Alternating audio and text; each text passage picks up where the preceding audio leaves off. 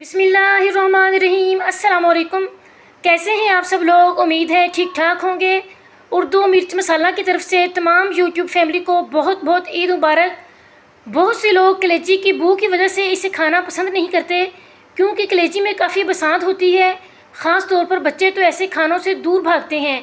ईद कुर्बान पर आम तौर पर हर घर का पहला खाना कलेजी का सालन या भुनी हुई कलेजी या फ्राई कलेजी ही होता है।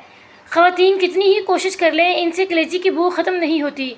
तो हम आपकी इस मुश्किल को हल करने के लिए इसकी बू को ख़त्म करने के 3 तरीके लेकर आए हैं, जिसको आजमा कर आप कलेजी में से बू को बिल्कुल ख़त्म कर सकते हैं। टिप: कोशिश करें कि कलेजी को पूरे एक पीस की शक्ल में धोएं, इसकी सफाई करें, इसके बाद इसकी बोटियाँ बनाएं। जब आप इसे एक पीस में लेंगे तो इसके ऊपर एक झिल्ली होगी, उसको कलेजी पर से उतार लें, फिर धोएं तो अंदर के मसामों में से खून भी साफ़ हो जाएगा। तरीका नंबर 1: पहले कलेजी की बोटियाँ बना लें। इसे धोएं नहीं, पहले साबुत लहसुन लेकर इसकी 1 या 2 पोथी ले लें कलेजी के हिसाब से।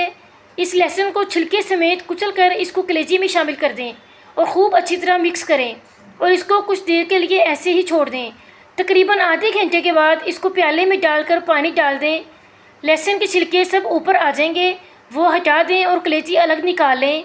इसकी बू बिल्कुल ख़त्म हो जाएगी।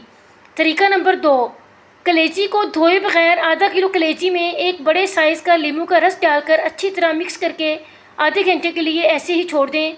अब इसको किसी छलनी में डालकर अच्छी तरह धो लें।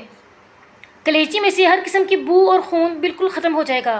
तरीका नंबर 3: कलेजी में थोड़ा सा पानी शामिल करें, इसमें 3 से 4 चम्मच सफ़ेद सिरका डाल दें और इसको भी थोड़ी देर के लिए ऐसे ही छोड़ दें। अब किस छलनी में डालकर इसको खूब अच्छी तरह धो लें और फिर पकाएं। इसकी बू और बसात बिल्कुल ख़त्म हो चुकी होगी।